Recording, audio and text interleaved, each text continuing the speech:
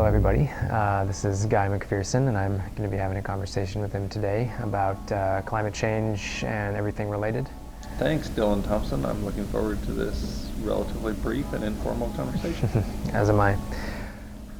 I wanted to talk to you about your work and the work of other climate scientists, especially those who, like yourself, are not really holding anything back in telling it like it is, basically, and how bad it is. And there are many canaries in this coal mine, whether they be knocked loose in clouds, whether they be, the storms, the droughts, the lack of rain, the ice calving from the Arctic. Why are people not hearing the canaries? What are the forces at work here? Well, I think there are a couple of things. This entire culture, as you know, is insane. Yeah. And part of that insanity is blocking those messages. Part of that insanity is telling us we can have infinite growth on a finite planet with no adverse consequences. And we capitulate to that every time we use green pieces of paper to pay for coffee or whatever. And so at some level the whole thing provides us enormous privilege. Mm-hmm. So we don't really want to hear the bad news associated with it. I think that's probably a huge part of it. Right. That's the interpersonal side, as well as the corporate media hammering us with the messages side, and the government's going along. Right. It's really hard to be the person who wants to dig deeper and find out that imperialism has its costs. Mm-hmm. Who would have thunk it? Right. Right. So for some people, once they make that discovery, that the admission that this is an empire, and that imperialism means murdering a lot of people and destroying every aspect of the planet and obedience at home, that changes their entire life. Mm-hmm. And if you're living a life of privilege, as most of us are in the global north, maybe you just don't want that to happen. Right. Yeah, and I was just reading something talking about the green pieces of paper. A report about, the energy industry, the global energy industry would have to leave in the ground something along the lines of $2 trillion, worth of remaining fossil fuel that are in the ground. And that's $2 trillion. And I'm not sure what we're going to try to do, convince them with moral persuasion and pictures of what climate change is going to look like. Well, I mean, that should change behavior, but $2 trillion in the short term is just too much to turn the train around, it seems. Right. And I think that's really the bottom line, isn't it? Yeah. I mean, we're products of evolution by natural selection, so that means we're flight or fight organisms from the get-go. Mm-hmm. So we tend to think over relatively short periods of time, right, like whether we're going to eat next week. Right. And then there's the corporate cultural message of money being the all-important end-all and be-all. Mm-hmm. Well, I mean, what would you expect? Right. Right.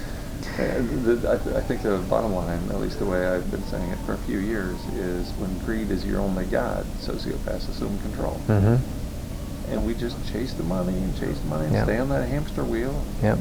Plays right into the sociopathy of this culture. Sociopaths are rewarded in this culture. Well, another thing I wanted to... It makes me want to be one. Right. Well, there's so much for you if you're a sociopath. Given the freight train, given the momentum, and given the extremely short amount of time it seems that we have, what does sanity look like? What is the opposite end of the spectrum?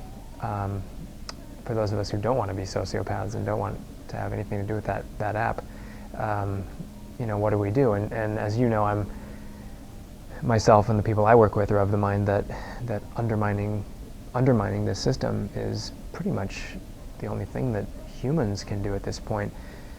But the other side of that, is perhaps helping the Earth to heal in whatever ways it can. And what I wanted to ask you was, climatologists are constantly coming into contact with feedback loops that they weren't necessarily aware of. They didn't know that it was going to be this bad because this particular feedback loop was all of a sudden makes itself known. And I think that's because of the emergent nature of the Earth, and we're just small creatures. We can't know. And so and you don't even know that a feedback loop has been triggered until it's in the rearview mirror. Right. It was all Hindsight. very theoretical and abstract up Yeah. until that point. Sure. And I'm wondering about the flip side of that, because there's some really exciting research being done and practice being done on prairie restoration and on forest restoration, and people didn't know about the ability of intact perennial polyculture ecosystems to sequester carbon. And so I'm wondering if feedback loops can go the other way as well in the Earth's healing. Of course they can, Yeah. and they have many times throughout Earth's history. If you look at 500 million years of the last 500 million years of planetary history, you see two states that are stable over very long periods of time, tens of millions of years, and it's Ice Age and about 10 degrees centigrade above Ice Age, and really very few stable states between those two, and not very stable, as in happened once or twice in that entire 500 million years. So really there's hothouse Earth, and there's Ice Age Earth, and there's very little stepwise action in between. Now, we don't know what many of those negative feedbacks are. We don't know what causes Earth to go from hothouse to Ice Age frequently in a very short period of time. So there must be these self-reinforcing feedback loops that cause the thing to get cooler as it gets cooler as well. We don't understand much about that. But they must exist, or we would have gone Venus a long time ago, you know, upon reaching this hothouse state, or just stayed at the Jurassic Park sort of temperature at the global average. Of course, the entire predicament, like so many of our predicaments, is rooted in industrial civilization. So I absolutely agree with you, deep green resistance, idle no more, and a bunch of others, that if you're going to turn off the heat and turn off all the other predicaments associated with civilization, then you have to turn the civilization off. You have to undermine it. So I'm a big fan of that. Even if it does mean that we go extinct, because we're driving ourselves to extinction already. So what is to lose, you know, by taking that path? And it's just so interesting to me that in conversation with, you know, children will sometimes give you a more reasonable and honest, you know, answer as to what we should do about this situation than your academic, your typical academic, or your person working for some eco-friendly consulting firm somewhere, you know. And that's been a frustrating thing for me, trying to work with with people my age, people older than myself. There aren't a lot of people out there willing to look at it. Not that I blame them, because it's we're talking about the end of life, you know. Well, and before that, the end of enormous privilege. So, and it took me a long time to figure out why young people and millennials, you know, the truly younger set, got this. And we go skipping across the presentation hall after I spoke, completely liberated. And on the other extreme were people my age and older who've been stuck in the rut for a long time. They can't see the way out of the rut. So they're devastated that their privilege might go away. So I think the very young, you know, Albert Einstein said something about children and scientists sharing a similar outlook on the world. Well, I think he'd be appalled at what most scientists have become, most academic scientists at any rate. Because they don't, it's not about the curious and passionate pursuit of knowledge regardless of the consequences anymore. What I often think about is how to conduct myself moving forward in this, and the question that keeps haunting me is, you know, what's the point? You know, what's the point of being in an organization, for instance, that might get me in trouble in a big way, thrown in prison, killed, whatever.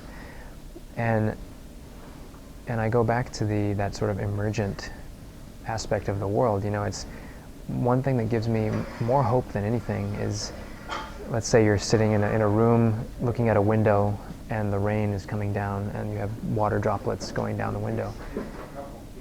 The most advanced scientific instrumentation can't predict which way that water droplet is going to fall. Nor can you predict the next micro moment of the next human heartbeat. That wildness that giant force that is in us, around us, everywhere, is what gives me hope, because then if our small actions as humans might be able to undermine this system, maybe, just maybe, that wild force will start the healing process in an exponential way, and who knows? I Who absolutely knows? agree, Yeah. and furthermore, I've relatively recently become aware that one of the principles of Buddhism is right action, or doing what you believe is the right thing, independent of the outcome. Mm-hmm. Right. And I think that's important, because we've been trying for a long time, you and I, and many other people, to live differently than this culture screams at us to live. And it's not changing the outcome. Right. But pursuing a different path is its own reward. Yeah. And we must do it regardless of the outcome. Yes. Because it's the right thing to do. Yeah. I'm in full agreement. I think that's all we have time for today, but I appreciate your willingness. Dillon. Thank I you, appreciate Guy. it.